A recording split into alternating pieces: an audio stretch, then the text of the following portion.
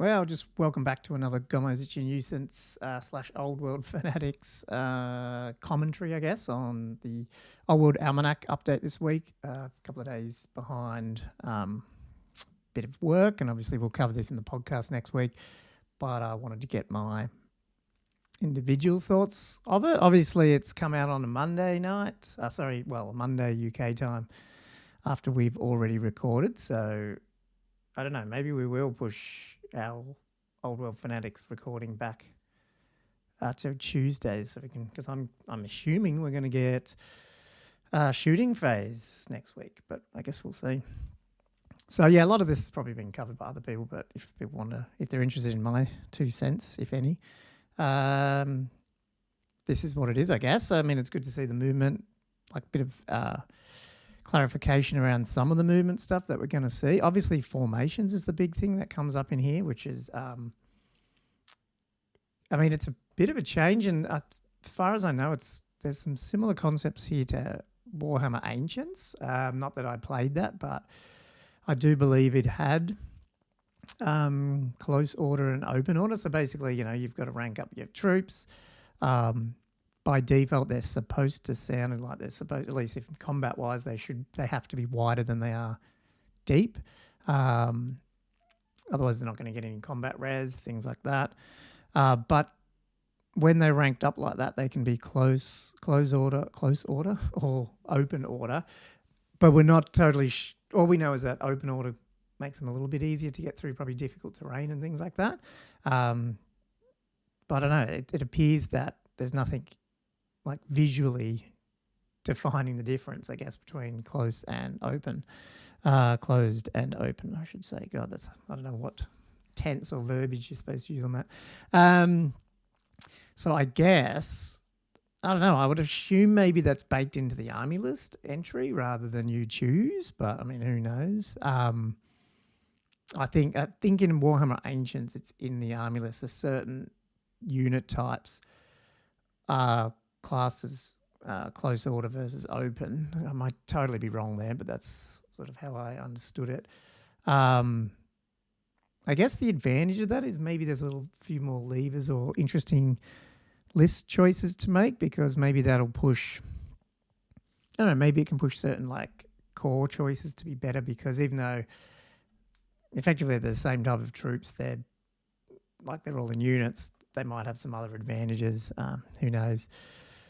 So I guess that's one thing to check out. Skirmishes are just, I guess, the old 6th edition stuff. It's not specifically ranked up, but spaced out. Not really a big fan of that. I actually I would not be surprised if 95% of the people rank, like just span out their skirmishes, especially if base sizes have changed onto skirmish trays, and just leave it like that. But ultimately, because they're skirmishing, you could probably do some dumb things like conga lines and stuff like that, because they don't have to be sort of ranked up like they were in 8th. So it'd be interesting to see how that plays out. And then the lance formation, obviously the old 5th edition lance formation. So, I mean, I think it'll look cool, but I'm not a Bretonian player. I'd love Bretonian players to comment on, do they rather the bus or they want this lance formation sort of thing? It feels like a lot of over complexity, making things overly complex without a whole lot of real advantages. But who knows? We'll see what it looks like. More not so much rebasing, but reconstruction of movement trays, which will be interesting. And it's probably worth just quickly jumping along. If you do go deeper than you are wide, you're obviously in marching column, which you get no rank bonuses, but you triple your march moves. So everyone's been talking about this. I think it's a really good idea. Triple your march really does open up the board. And goes a little bit hand in hand, which we've discussed on the podcast and stuff before, about hopefully there's a few more, objective-based, interesting scenarios rather than just kill everyone. And in that case, this might help people get around the board, or if it's a pain in the ass to change to, just in terms of, taking a whole movement or whatever to do it, then maybe you'll see a little bit of certain troops deployed in this, but sort of this, I guess this is the bus formation, to get triple marched and then change. So, I mean, we need a lot more specifics. Demusos help you do a swift reform to this. Is the game going to be better if you are like switching between combat and marching a lot? And if so, friggin' hell, there's going to be a lot of like pivoting your unit and going, well, that's the only problem I don't really like. Again, I don't want to make everything about tournament play and stuff, but frigging around with like moving individual troops is not part of Warhammer, what hasn't been, and I hope it doesn't turn into that a little bit. Which I have a few other complaints, but I would have liked to see some differences. But hey, it's version 1 or first edition Warhammer the Old World. I'm sure if it's a pain in the ass, it'll get changed. Was there anything up in this? The more full rank share of the greater advantage in combat. It'd be interesting to see, is combat res going to go above +3? I mean, that might be an interesting way to stop just those big hordes, especially if the front rank gets... everyone can fight in the front rank, but maybe you can go above +3. So maybe you can, have, what would that, if you've got to be wider than you are deep, if you go 4 wide, you've got to be at least 5 wide. That's only still going to get +3, I guess. So if you went 5 wide to get +4, if that's the case, then you might go 6 by 5. That's 30 people in a unit. I mean, we did see 32 in a box of the peasant bowmen, so maybe we will be seeing larger units, probably just not hopefully as big as 8th, but I mean, I love the look of the 8th ones, but hopefully not for the difficulty of painting and getting this game more people involved in it, and painted armies on the table, somewhere in that 6th edition size would probably be a bit better, but who knows. Yeah, so here's this part about saying open order units still fight in ranks. Meanwhile, they are faster, more agile, and handle tough terrain better. So, yeah, that's pretty cool. I wonder what it means when they're faster. I wonder if that's just meaning, can they always march, for example, or something like that? Close order, open order. Yeah, that's formations.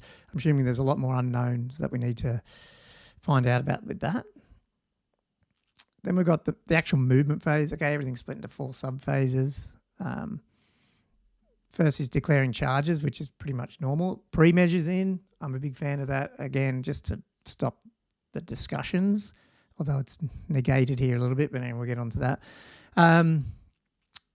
Unfortunately, I actually didn't mind the rally in the strategy phase because I was thinking, well, does this give you a chance to rally and charge? But no, even though they've before the ordering just prevented that, and now they've had to put a rule in, which is a bit not clean to me to say, well, if you have rallied this turn, like I don't like the idea of having to remember too many things that you've done in different phases. Like that's what we've been thinking about with the magic. If you get a pool of dice every turn, how much do you want to use throughout the phases? I think that's just not very clean design, so hopefully there's not too much of that, if that makes sense. And then you've got the standard hold, stand, shoot, and flee. A couple of cool things. Obviously, the under the unit's movement characteristic, that's good. It just makes it easy. If you can stand and shoot, so you're just looking at their movement characteristics. There's no half range of weapons and all that sort of stuff. I think that was something. Anyway, I can't remember. Fleeing's 180 around and just run, so I guess that's cool. They're sort of, I hope the flee mechanics are simpler than they are in 6 and a bit more clearer. And we now know that, if you cut down, you're destroyed, which is crazy, which is good. The counter charge, though, is a whole new thing. So it's, copyright, TM, hashtag Kings of War. It's a bit different, I guess, but it will be interesting to see who can do it and what it actually does. Be very interesting if troops like dwarfs and stuff can do it because they're so generally immobile and get charged. It'd be interesting if some of them can fight back and get some of those charges off. And what it actually even means. Like if you get counter-charged and you're charging, what is it? Like, do you both count as charging? Do you not? Like, I don't know, who knows? 2 chariots going at each other and both getting impact hits and blowing themselves up. That'd be funny. And then this is the bit I don't mind this charge. So if you got pre-measure, this is Kings of War are going to argue with this, but in general, my belief is that if you got pre-measure, then it's good to have a bit of randomity. But they've chosen to go sort of, I think, am I right? The Army Projects does this, where it's 2d6, choose the highest plus your movement. So now you're looking at standard movement for warrior has a 75% chance of doing an 8-inch charge, I think it is. But they can go from all the way up to 10-inch charge. Effectively, it's sort of bringing it probably even slightly back from 6th edition, which I've found playing 6 that things take an extra turn to get into combat. Ballistic skill shooting and stuff's a bit more effective because units are moving into combat a little longer.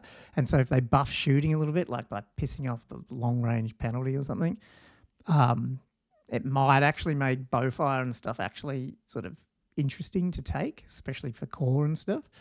So I guess we'll see about that.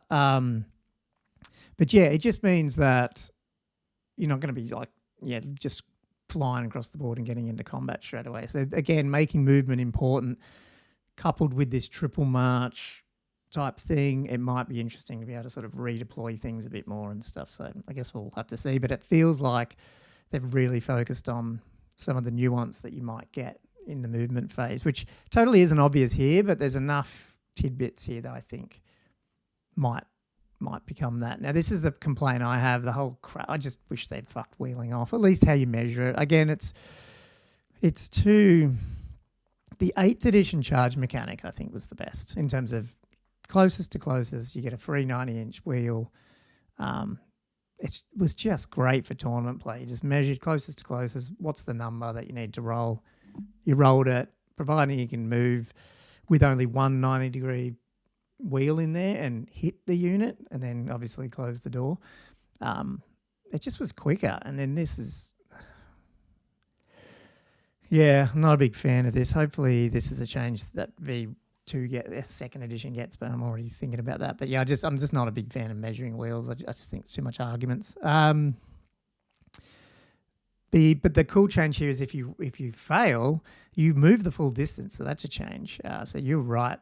Potentially, most of the time, I think this is going to mean you are an inch, if that, away from the enemy and just sitting there ready for a counter charge. So that's interesting. I guess troops who can do counter charges might be more willing to go for long bomb charges then, because even if they fail, they get charged, they can counter charge. I mean, providing there's no flank charges and stuff involved. But yeah, I just a bit disappointed with that wheel stuff, but you can't get everything you want. And, obviously I'll hold full judgment until I see how the whole thing plays. Compulsory is fine. I mean, they mentioned Night Goblin Fanatics again. Interestingly, we hadn't seen a lot of Night Goblins, I think, in any of the shots, and I was getting a bit worried that maybe all the Gloomspite Git stuff went to AOS and we're not going to see much Night Goblins. But yeah, at least they've mentioned it both times now. I don't know how it works, given strategy phase. They mentioned that that's when they get triggered or whatever they said. So it'd be interesting. It'd be interesting if, like, you can charge someone with Fanatics and they don't actually fire, but then in their strategy phase, they fire even if they're in combat, and then compulsory move, they get shot through your unit or something. Who knows? Remaining, I mean, the rest of it's pretty good. And then they just go back onto, here's where you've got to pay. Oh no, they might have said that. You've got to pay for your wheel. But I mean, they talk about the wheel mechanic here. Again, I mean, if you got to put diagrams like this crap in, it's too hard of a mechanic. It's just, I don't know. I don't like it at all. And how you actually measure it and stuff, it's just not that great. Apart from that, I think everything's close to what you'd expect. I mean, they talk about turning again and all that, and that's a core of your movement. Why you would... Well, I guess you've redressed ranks of reform. I mean, I guess that probably wipes your movement out, whereas if you do a 180, you're only halving your movement. So, yeah, look, it's pretty Warhammer-ish. There's no major crazy things. I guess the biggest things will be, what counter charge is, and the triple march, I think, is big. I mean, interestingly, I did put a poll out. I don't think I can see the results on the desktop versions, sorry. And where do I even find that? Oh, here. I put a poll out on Instagram of, what's your favourite movement rule? I think I think pre-measure and random charges came up as one of the highest, which is interesting. But yeah, look, that's my thoughts there. I mean, Josh and Andrew and I will talk about this on Monday, and then maybe Tuesday if we push it back a day. So we get into the shooting phase. I'm actually interested to see about that because it'd be interesting if we learned about if cannons are not 10 from the back anymore, given its pre-measures there. So I really hope they do talk. I mean, ballistic skill, it'd be nice to learn a little bit about modifiers, but what they're going to do about war machines. I wonder if we'll see a little bit of that in the shooting. And then they also, I guess they might actually talk more, will they, about spells in the shooting phase? Maybe we'll get to learn a magic missile. Who knows? Now, if you guys hadn't, I should have got this up here. If you guys hadn't seen, let me jump ahead. Sorry, this is totally ad hoc now. The latest YouTube update from the Squarebase guys, Rob and Val, on here it is. Squarebase Old World, is this it? Let's have a look. Yeah, breaking news, Warhammer enters the strategy phase. If you watch this is really good. Rob, I don't know, being in Nottingham, he's got a few little extra tidbits which I think are worth watching or reading, listening to, whatever, with this podcast. Notably that, he talked about that there's basically been one guy building this game, which sounds bad, but then that has been a lot of community play testing for over a year. So, I mean, to me, that is, encouraging. It sounds like this is going to be a pretty tight rule set. I hope. We'll see. So that sounds very positive to me that and it's also that it's launching in January. So I don't know if that just means pre-orders still, but it sounds locked in for January. Now, I don't know if we're going to get our hands on it, but as I said, that's what they talk about in this. To be honest, I haven't finished watching the whole video, so maybe I shouldn't have recommended it yet, but because there's probably other cool stuff in there. But yeah, watch it if you haven't. But otherwise, thanks for watching and subscribing. Please hit subscribe if you haven't, because it does help get these numbers up. And obviously subscribe to our Old World Fanatics for the actual audio side and stuff other than just me crapping on. Cool. Thanks, guys, and I'll see you on the next one.